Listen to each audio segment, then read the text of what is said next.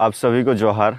मैं एडवर्ड हप्पा उलगुलान जोहार चैनल के ज़रिए आपसे कुछ बातें जो हैं कहना चाहता हूं, या फिर कह सकते हैं कि जो मेरे दिल में है फीलिंग्स उसको बयां करना चाहता हूं। ये उलगुलान जोहार चैनल का मकसद ही कुछ ऐसा था कि हमारे जो समाज के लोग हैं ये कुछ विषय में अवेयरनेस पा सके, चाहे वो पॉलिटिकल इश्यूज़ हो या फिर सोशल इश्यूज़ हो या फिर कल्चरल और फाइनेंशियल जो भी हो। इस चैनल के ज़रिए हम उनको अवेयर करने की प्रयास करते आए हैं। और आज का विषय बेसिकली हमारा जो समाज का सबसे बड़ा और घिनौना प्रॉब्लम है रेप, उसके ऊपर है।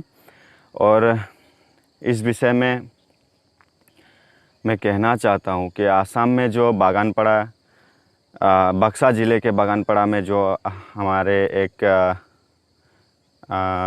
बेटी का रेप करके उसको मर्डर किया गया है, उस केस को सुनते ही 2 दिन हुए कि नहीं, फिर पानेरी में एक 10 साल की बच्ची को रेप करने की कोशिश की गई है या फिर रेप की गई है, अभी तक वो विषय में ठीक से जान नहीं पाया। कल शाम को सुना कि तेजपुर यूनिवर्सिटी के एक बेस्ट फ्रेंड ने, मतलब दोनों फ्रेंड है, सोचिए कितना घिनौना ज़माना आ गया है। एक फ्रेंड ने अपने ही फ्रेंड का बलात्कार कर लिया। मतलब एक बेस्ट फ्रेंड अपने बेस्ट फ्रेंड के साथ ऐसे कैसे कर सकता है? तो सोचिए कितना घिनौना दिन आ गया है। मतलब कि रेप केसेस का घटनाएं इतना होता है कि मतलब बोल नहीं सकते कि आज नहीं हुआ है रेप किसी का। हिंदुस्तान में किसी न किसी कोने में आज भी एक बेटी का रेप हुआ है। तो ऐसा सिचुएशन है देश का। और जब ये प्रॉब्लम ख़त्म हो जाए ना, जैसे कि आज इतना तारीख है, आज हिंदुस्तान में किसी भी लड़की पे, हिंदुस्तान में इंडिया में कहीं भी किसी भी लड़की के साथ कुछ गलत नहीं हुआ है। ये दिन जब आएगा हम देख सकेंगे, तब असली इंडिपेंडेंट होगा इंडिया का। अभी नहीं है, अभी सिर्फ ये लीगली हुआ है या फिर कह सकते हैं कि ये पेपर वर्क हुआ है, लेकिन सही में आज तक हिंदुस्तान कुछ लोगों के गिरफ्त में है, गलत लोगों के गिरफ्त में है। और मतलब क्या है ना, rape is open but the solution is raped. कहने का मतलब ये है कि रेप जो हो रहा है खुल्लम खुला हो रहा है, लेकिन इसका सॉल्यूशन जो है किसी फाइल में या फिर किसी सिस्टम में बंधा हुआ है। इसको हमारे नेताओं के द्वारा दबाया गया है, और फिर कह सकते हैं कि इसमें हम बेहतर एक्ट लाया जा सकता है, लेकिन क्यों नहीं ला रहे हैं? जब तक किसी मंत्री का बेटी या औरत का रेप नहीं हो जाए ना इंडिया में, बोलने में बुरा लगता है, गलत लगता है, फिर भी क्या करें? जो इंडिया में नहीं बोलेगा उसका कुछ नहीं हो सकता है। तो ऐसा ही है। रेप ओपन हो गया है, लेकिन उसका सॉल्यूशन जो है किसी फाइल में बंधा हुआ है। हमें इस सॉल्यूशन को खोलना चाहिए, और यह तभी होगा जब किसी मंत्री की बेटी के साथ ये गलत काम हो। ये जो सिस्टम है, ये जो रेप का जो एक्ट वगैरह है, उसमें कुछ सुधार ज़रूर होना चाहिए। नहीं तो ऐसे ही हमको सुबह उठते ही ऐसे ही न्यूज़ मिलते रहे, जैसे कि मिलते आए हैं। जब से हमने जाना है कि रेप क्या होता है, तब से हम सुनते ही आ रहे हैं। इतना बड़ा कांड हो गया है, इतना घिनौना, मतलब इतना दर्दनाक हो चुका है घटनाएं, तब भी अभी तक कुछ चेंजेस नहीं है लाया गया है। यहाँ पे रिमांड पे ले लिया जाता है।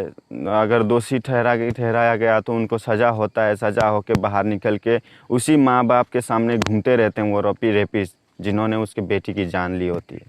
देखिए, ये जो रेप है ना, ये किसी भी एक समाज का या फिर एक जात का, फिर एक संप्रदाय का प्रॉब्लम नहीं है, ये सारा देश का प्रॉब्लम है। और इससे हमें सारा देश को एक साथ जुड़ के लड़ना चाहिए, ना कि उस जात का हुआ है उस जात को छोड़ दो, उसके लिए हम क्यों आवाज़ उठाएं। ये कभी नहीं हो सकता।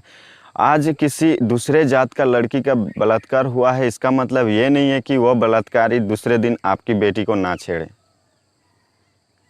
आप कभी भी ये मत सोचिएगा कि आज उस संप्रदाय के लड़की के साथ ऐसा हुआ है, तो ये हमारा काम नहीं है कि हम इसके खिलाफ़ आवाज़ उठाए, हम इसके अगेंस्ट जाए, हम इसके अगेंस्ट कुछ भी बोले। अरे यार, चुपचाप रहने से कुछ सॉल्यूशन नहीं निकलेगा, हमको आवाज़ उठाना पड़ेगा। और आवाज़ इस कदर उठाना पड़ेगा ताकि सारे लोग इससे अवेयर हो सके, सारे लोग इसके खिलाफ़ जा सके। और जो बागानपड़ा का इंसिडेंट है, आसाम बक्सा डिस्ट्रिक्ट का जो बागानपड़ा का इंसिडेंट है, बीते दिन बीत चुके हैं, उसमें देखा गया कि कुछ मतलब डिस्क्रिमिनेशन का जो एक स्वाद होता है ना, वो चखा दिया लोगों ने कि भाई तुम लोग, तुम्हारा जाति का हुआ है, तुम लोग देखो ऐसे हुआ है केस।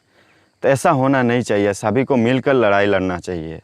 और मैं यूथ को बोलना चाहूँगा कि ऐसा इंसिडेंट वगैरह में आप अपने आप को चुपचाप मत रखो, अपने आप को कभी चुपचाप मत रखो।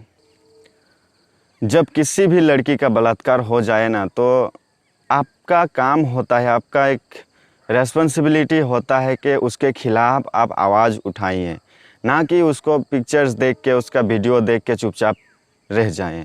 आप ऐसा नहीं करना चाहिए आपको। और मैं देखता हूँ कि ऐसे केसेस वगैरह में लड़कियाँ जो है चुपचाप रहती हैं।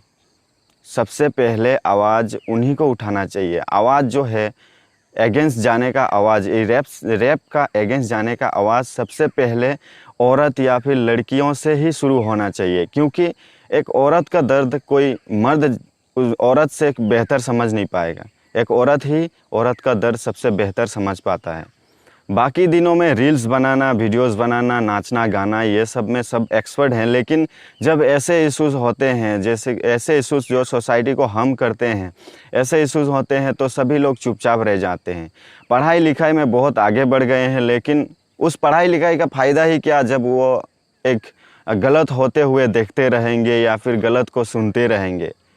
हमको गांधी जी की तरह बनना नहीं चाहिए, हमको सुभाष चंद्र बोस की तरह बनना चाहिए, हमको आज़ाद की तरह बनना चाहिए, ताकि हम लोग अभी जो है, ये अहिंसा का ज़माना नहीं रह गया।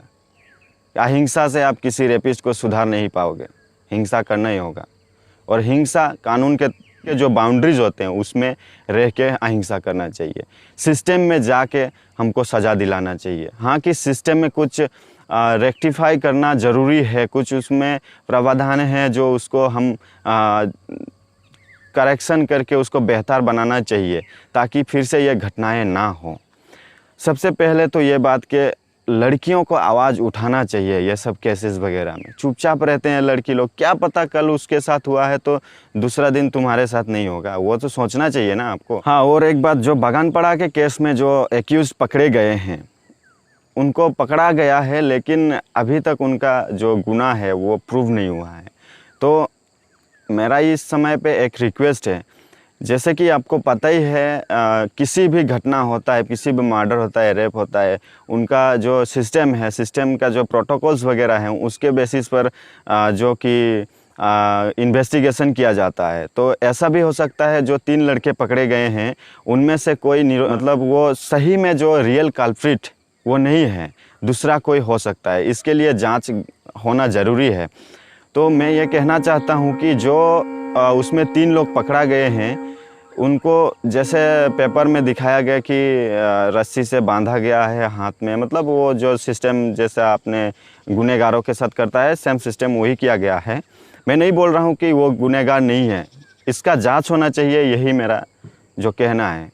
और जब तक जांच हो के ये प्रूव नहीं हो जाता है कि सही कल्प्रिट यही हैं, तो फिर उनको हम दोषी ठहरा नहीं सकते। उनको शक के दरिया में रख सकते हैं, लेकिन दोषी ठहराया नहीं जा सकता है। और क्योंकि जो इन्वेस्टिगेशन का सिस्टम है वो मैं गलत नहीं कहूँगा, यही सिस्टम में काम करते हैं। मानो कि किसी लड़की का रेप हो गया कल, नहीं गलत लगता है, बोलने में भी गलत लगता है, किसी का मर्डर हो गया है, तो फिर उनका लास्ट कॉल वगैरह चेक किया जाता है, उसके बेसिस पे लोगों को गिरफ्तार किया जाता है या फिर उनको पूछताछ के लिए थाने में बुलाया जाता है। तो हो सकता है 3 लड़के हैं जो उनमें से कोई ऐसा भी हो सकता है कि उनमें से 2 जो असली गुनहगार हैं लेकिन एक नहीं है। तो हम उस एक गुनहगार को वो दो गुनहगारों को सज़ा देने के लिए एक बेगुनाह को हम सज़ा नहीं दे सकते हैं। इसलिए आपको ये हमेशा याद रखना चाहिए कि असली कल्प्रिट को ही सज़ा देना चाहिए। असली जो गुनहगार है उसी को सज़ा मिलना चाहिए, ना कि उसके जगह पे कोई और। तो इसलिए अभी वो इन्वेस्टिगेशन होना बहुत बाकी है। आप लोग जो गिरफ़्तार हो चुके हैं उनको किसी भी तरह के सोशली या फिर दूसरे और फिज़िकली या फिर हैरेस करने का कोशिश मत कीजिएगा, या फिर ऐसा करना सही नहीं है। कानून है, कानून अपना काम कर रही है। और बहुत ही अच्छी बात है कि आसाम पुलिस ने बहुत ही कम समय में जो है एक्यूज़ को गिरफ़्तार किया है। तो मेरा कहना यही है कि जो बागानपड़ा का केस है वो इन्वेस्टिगेशन होना चाहिए। इन्वेस्टिगेट करके जो असली में जो गुनहगार हैं, रियल कल्प्रिट हैं, उनको सज़ा ज़रूर मिलना चाहिए। और सज़ा ऐसा होना चाहिए कि लोग उस सज़ा को सुन के कोई और हिम्मत ना कर पाए किसी बेटी को छेड़ने के लिए, या फिर किसी औरत के साथ कुछ गलत करने के लिए कोई सोच भी ना सके। ऐसा सज़ा होना चाहिए।